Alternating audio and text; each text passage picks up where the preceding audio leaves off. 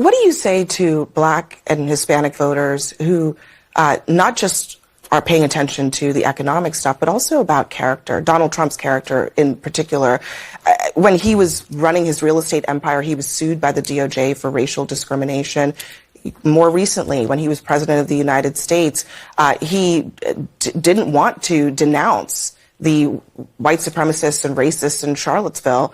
When people look at that record, what do you say to them when they say we can't trust Donald Trump? No, Abby, we got to be truthful. If you go back and watch the entire clip, it's a 17-minute clip still on YouTube of the president talking about what happened in Charlottesville. He denounced all of the white supremacy that was going on in Charlottesville. I've reviewed that tape. I know you and your producers have reviewed that tape multiple times. Let's not take one statement out of context. Okay. Let's be factual now. Well, you got to be for 17 minutes. He denounced it. That is the history. People go on YouTube right now. Don't listen to my words. Go on YouTube right now and watch it. Racism is evil, and those who cause violence in its name are criminals and thugs, including the KKK, neo-Nazis, white supremacists. Do you want white supremacists to vote for you? No, I don't at all. Not at all. His campaign is denouncing a show of support from the KKK's official newspaper, as in the Ku Klux Klan. In the same New York Times interview, he denounced white supremacists. He denounced the neo-Nazis who support him. President Donald Trump signed a congressional joint resolution that condemns white supremacy, neo-Nazis, and other hate groups. When he was asked to condemn white supremacists, he didn't. And you had people, and I'm not talking about the neo-Nazis and the white nationalists, because they should be condemned totally. All right, guys, so if you haven't watched my video yesterday on Charles Barkley, then I highly suggest that you check it out, because I think it's a great example of the types of individuals that should sit out this election, or at the very least strongly consider it, because despite the fact that this guy knows that Democrat policies are bad, that Biden is a worse candidate than Trump, he's going to line up and vote for Joe Biden anyways because he's Trump deranged, okay? Just like a Stephen A. Smith, just like a Leonard McKelvey, a.k.a. Charlemagne the Devil. These types of people are extremely frustrating to me. But again, if you watch the video, you should have saw at the beginning Charles Barkley complaining about CNN's ratings, right? Because apparently CNN's primetime ratings have hit a 3-decade low. And his show with Gayle King was a part of CNN's effort to try to revive their dying network. However, it didn't work. This is why his show basically got canceled. But it's not just his show that is struggling. Again, all of CNN's primetime shows have tanked, okay? And I'm not surprised, because CNN has basically become MSNBC light, okay? And I've always said this, and I'll continue to say it. CNN cannot survive trying to be the light version of MSNBC, because MSNBC, if it is a full-blown progressive Democrat Party propaganda network, so is CNN. The only difference is that MSNBC is more deranged and they are more progressive than CNN. Because the Democrat Party and the base are progressive, they're going to dominate when it comes to the Democrat Party viewership, because they're more in line with the Democrat Party than CNN. Even though CNN is aligned with the Democrat Party, they're just, again, not as far left as MSNBC. They will never be able to out far left MSNBC, okay? So with that being said, let's read about the ratings, and then we're going to go over this interview between Abby Phillip and Byron Donalds as a great example of why this network is collapsing. So let's read here. CNN suffered its worst ratings among primetime viewers in the most coveted demographic by advertisers, dealing a gut punch to embattled new boss Mark Thompson. The cable channel, which touts itself as the most trusted name in news, drew just about 83,000 viewers age 25 to 54 during the week of May 13th through the 19th from 8 to 11 p.m. Its lowest rated week since 1991, according to Nielsen. Wow.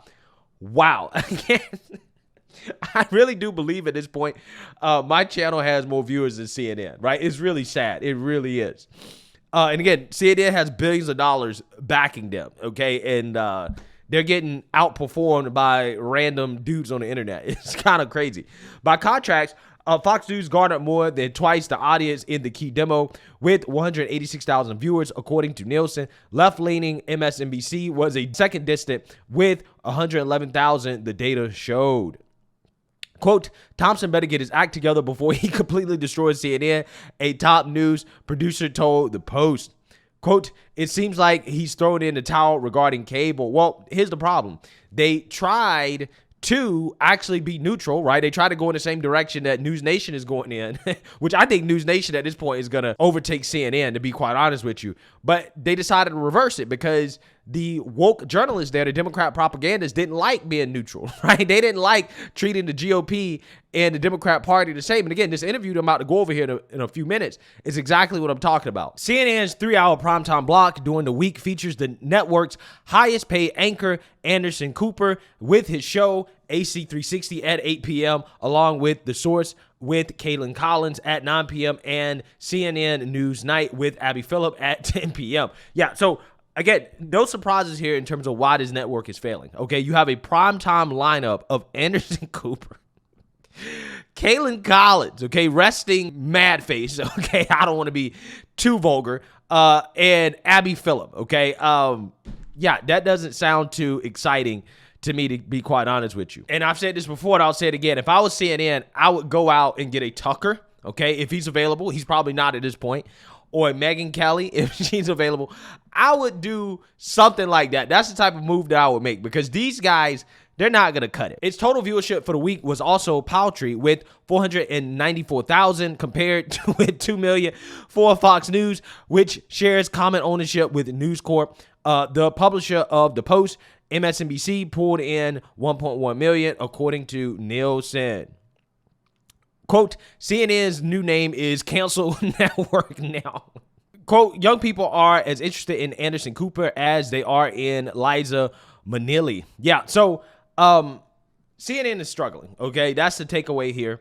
And again, one of the reasons why they are struggling is because of interviews like this, featuring Representative Byron Donalds, who is a Republican from Florida, and Abby Phillip. Now, Abby Phillip is going to frame the questions from a racial perspective. She's going to try to play the race card against Trump, and she's going to ask a black Republican to defend Trump's quote-unquote racism, okay? And when he turns it back around on her, when it comes to calling out Biden's racism, she's going to try to play Democrat propagandists and defend Biden's racism, okay? And again, this is a prime example of the overt bias from CNN, and I think part of the reason why this network is declining, okay, is because of interviews like this. So without further ado, let's get into it. Well, a couple of things, Abby. First, it's good to be with you. Yeah. Now, let me say this. It is without question, whether you're black, brown, white, doesn't matter. We were all doing better under Donald Trump. You might want to look at raw job numbers, but a lot of those jobs are part-time jobs, not full-time jobs, not career jobs that help people actually change their stars in life. What about the poverty rate? I mean, those statistics are pretty clear, too. But here's one thing that is critical.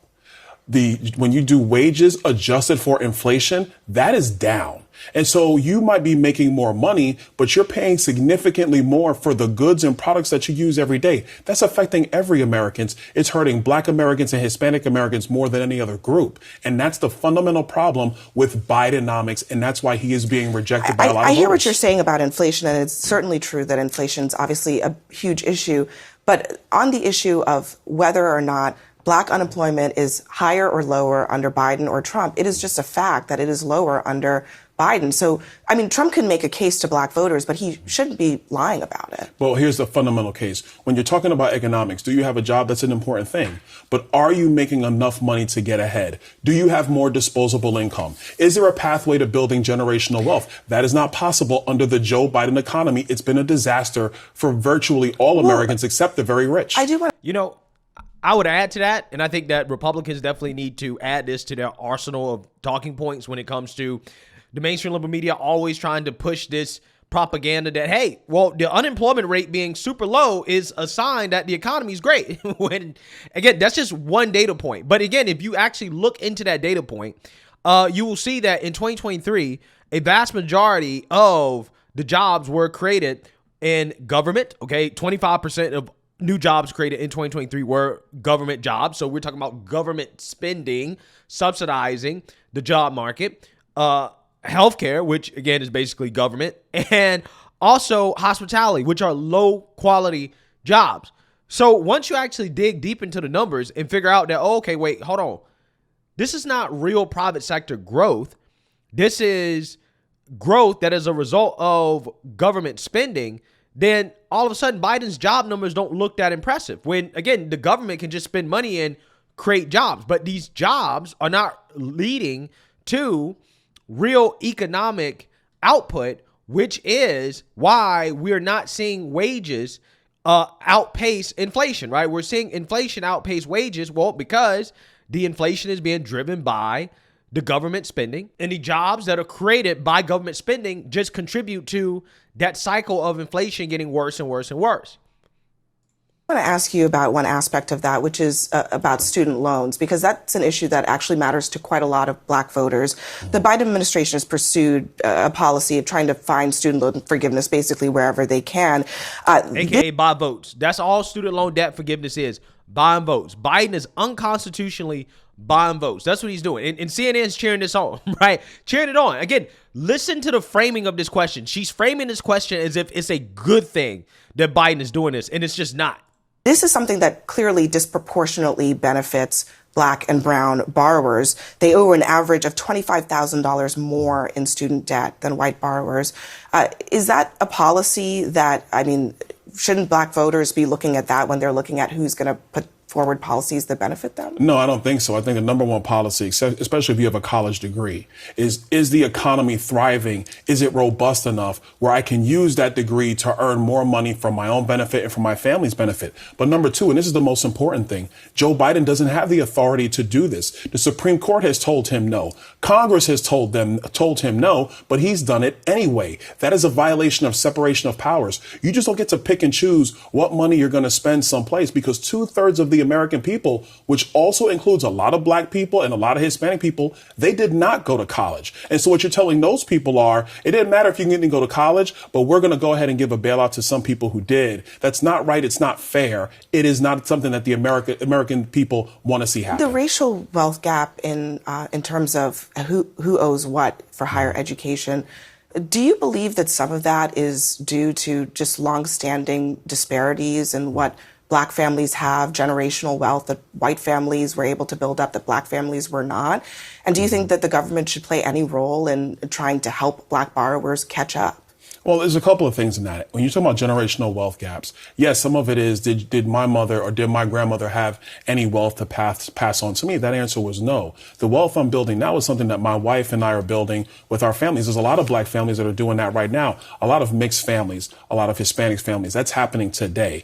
You can't fault people who were able to pass wealth on before. What you can do is make sure there are opportunities. It's not faulting But when you them. talk about the wealth gap amongst races, you are talking about previous examples where other families were able to build wealth and pass it on. So that's why for a lot of black men in particular, but men in general, they're talking about building generational wealth. That's not something the government can help you do, except for the government having the proper rules and the proper policies for the economy to grow and thrive. AKA getting the hell out the way, right? Getting the hell out the way, okay? That's how it happens. Now, again, under the Trump administration, black home ownership increased for the first time in a long time, okay? It went up significantly.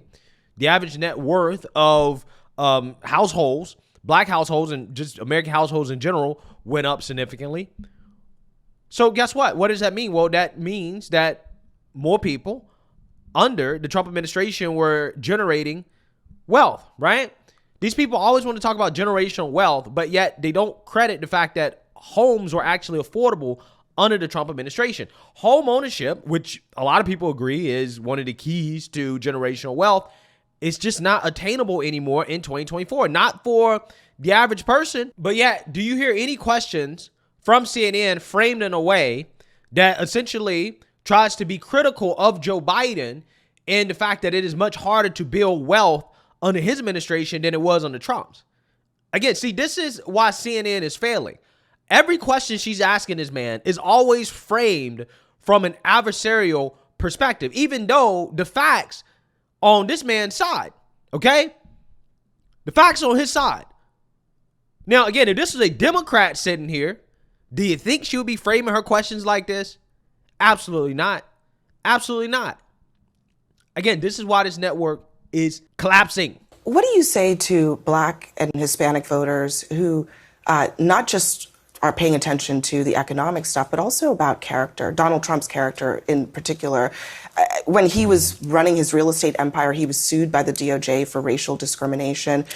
more recently, when he was president of the United States, he didn't want to denounce the white supremacists and racists in Charlottesville. When people look at that record, what do you say to them when they say we can't trust Donald Trump? Abby, we got to be truthful. If you go back and watch the entire clip, it's a 17-minute clip still on YouTube of the president talking about what happened in Charlottesville. He denounced all of the white supremacy that was going on in Charlottesville. I've reviewed that tape. I know you and your producers have reviewed that tape multiple times. Let's not take one statement out of context. Okay. Let's be factual now. Well, you got to be for 17 minutes. He denounced it. That is the history. People go on YouTube right now. Don't listen to my words. Go on YouTube right now and watch it. Congressman? The point is that you guys are liars, right? That's the point that he's making, okay? That you're a liar. You're a liar. I don't understand. Why do you continue to keep pushing this bull, right? That Trump has not denounced white supremacy when we have tape, literal montages of Trump denouncing racism, white supremacy, the KKK, David Duke, you name it. He's denounced it 1,000 times. But yet these people continue to peddle these same talking points. This is how you know they have nothing. They have nothing. So yeah, that's his point. His point is that you're just lying. What's the point that you're making about Donald Trump and the history that's pretty clear? The racial discrimination lawsuit. Mm-hmm. There's the Central Park Five. There are a lot of examples. But we can also talk about Joe Biden's record. No, but I'm just wondering. Donald Trump is making a pitch to black voters. So how does he address that? It was devastating to black voters. You know this. It was devastating to black men in particular. The '94 crime bill. Joe Biden did that. Joe Biden didn't want his own kids to be bused in schools. Joe Biden did that. That was his record as well. So let's not just focus on what Donald Trump has said a long time ago. Look at his record as president of the United States. I don't know. His record as president was one that actually wanted all Americans to thrive and succeed. He did not pick and choose when he was president. Don't you think that Donald Trump ought to address some of those things from his own past? It doesn't matter if he addresses them, because as we just saw, right? As we just saw, even if Trump comes out here and addresses these things, it doesn't matter what he says. You guys are going to say, well, he's a racist. He supports white supremacy, right? He won't denounce them, even though he does it 1,000 times. So there's no point in addressing any of these things. You guys are just going to say it, right? You're going to say it regardless. No, he doesn't need to do that. Everybody knows Donald Trump's entire history. The man has been in the public eye for 4 decades, if not 5 decades now, in the United States. What Americans are looking for right now is his competency as commander-in-chief. And that is why when people compare 45 versus 46, look, the choice is clear. The 45th president was significantly better than the 46th. It's without a doubt. That's obviously your opinion because you're a surrogate for him. I do want to get to a little bit of... Wow. That's obviously your opinion because you're a surrogate for him. Well, CNN, your whole network is a surrogate for the Democrat Party, right? This whole interview is just you pushing Democrat Party propaganda, right? It's just so funny to me. It's just so hilarious. Again, when you evaluate why CNN is struggling, again, it's interviews like that where everything is framed from such a left-wing perspective. When this dude starts to talk about Biden's racism, which is funny, he brings up a good point. Biden has actually enacted policies that the left, they claim are racist. He's responsible for the drug bill, which I think is the one that actually is what people complain about the most. I think people mix up the drug bill and the crime bill. The crime bill is the most famous one, but the drug bill is the one that really did the most damage. The fact is that Abby Phillip would never ask a Democrat about Biden's racism, okay, and all the racist things that he said before in the past, right? Again, he's enacted real policies. Trump, as a politician, as president, has not enacted any racist policies, right? He hasn't done that. If anything, Trump has worked to reverse some of the damage that was caused by Joe Biden in the crime bill, in the drug bill, okay, in the First Step Act. But again, he doesn't ever get credit for that. He doesn't. And again, Republicans and Trump are the only people that have to answer questions about racism when, again, this guy, Joe Biden, hangs out with Klansmen. Again, but CNN never asked those questions. They never questioned Democrats on Biden's alleged racism. They never questioned Democrats on Biden's crime bill or the drug bill or any of these things that they claim is so racist, right? So again, I just find it to be funny how this network is continuing to collapse. They absolutely refuse to change direction. And again, they get what they deserve, right? I mean, at this point, they should be hoping that Trump wins, because the only way that this network can survive the next 4 years is for Trump to win, because that might be what they need to actually revive their network. But if Biden wins, it's over for them. And that's why I don't understand why they're cheering on the Biden administration so much. Because Biden losing is their only hope of maintaining any sort of relevance, right? So let me know what you guys think. Make sure you like, comment, and subscribe. Most importantly, share a Black conservative perspective. Peace.